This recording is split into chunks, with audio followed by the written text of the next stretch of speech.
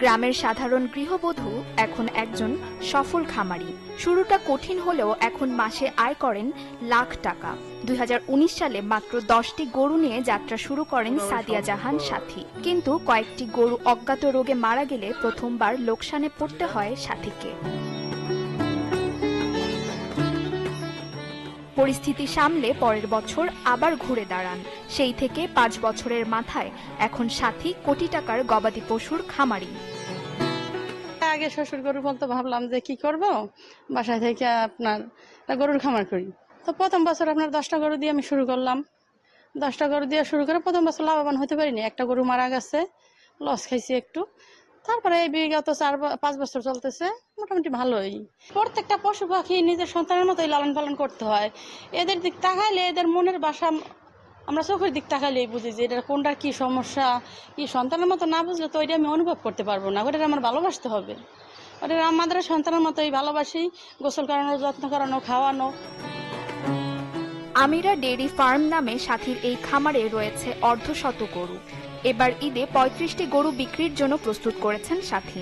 কোরবানির জন্য এবার আমার প্রত্যেকটা গরুই খুব ভালোভাবে আমি করছি। আপনার 3 লক্ষ থেকে 1,70,000 পর্যন্ত গরু আমার খামারে আছে। 35টা গরু এবছর আছে। আমি 5টা গরু বিক্রি হয়ে গেছে। আর আপনার এখন যেগুলো আছে কাস্টমার আসতেছে। এ খামারে আরও রয়েছে 10 থেকে 15টি দুগ্ধজাত গরু। দুধ, ঘি, মাখন ও গরু বিক্রি করে মাসে লাখ টাকা আয় হয় এ খামার থেকে। প্রতিটি গরুকে নিজের সন্তানের মতো লালন পালন করেন সাথী। সাথী সহ স্থানীয় বেশিরভাগই মনে করেন নারীদের এমন কাজে আরো অগ্রসর হওয়া দরকার।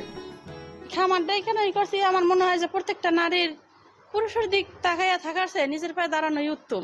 কারণ আমার কাছে টাকা থাকলে আমি নিজের মতো ওইটা খরচ করতে পারবো, আর আমার কাছে না থাকলে আমি কারো কাছে চাইবো, আমার দিবে তারপরে তো চাচ্ছে। আমার হাত আছে, পা আছে, আমার সামর্থ্য আছে করার মতো, তাইলে আমি ঘরে বসে না থেকে ভাবলাম যে খামারটা পরিচালনা করি। আমার একটু পরিশ্রম হইলো, আমার বছর শেষে কিছু টাকা আসবে, আমি লাভবান হতে পারবো। সীমিত ব্যবসার মাধ্যমে ছাড়িয়ে দেয় গরু। হ্যাঁ, মহিলারা করে।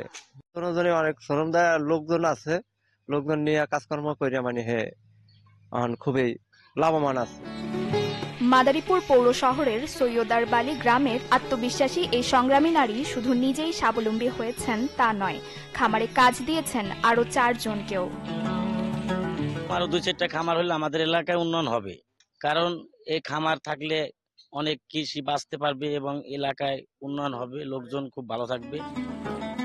সাথীর এই উদ্যমী প্রচেষ্টায় সরকারি সহায়তা দেয়া হবে বলে জানান এই কর্মকর্তা। ব্যবসায়িক উদ্দেশ্যে কোনো খামারি যদি তার আপনার এই গরু বিক্রির ক্ষেত্রে কোনো ধরনের প্রতিবন্ধকতার সম্মুখীন হয়, তাহলে যদি আইনত কোনো সহায়তা করার আমাদের সুযোগ থেকে আমরা চেষ্টা করব তার যাতে ব্যবসায় কোনো প্রতিবন্ধকতা তৈরি না হয় সেটি বাস্তবায়নের জন্য। সফল এই নারী উদ্যোক্তা মনে করেন অন্যের আশায় নয়, নিজ আত্মবিশ্বাসে স্বাবলম্বী হওয়া জরুরি প্রতিটি নারীরই। Desk report, channel 24।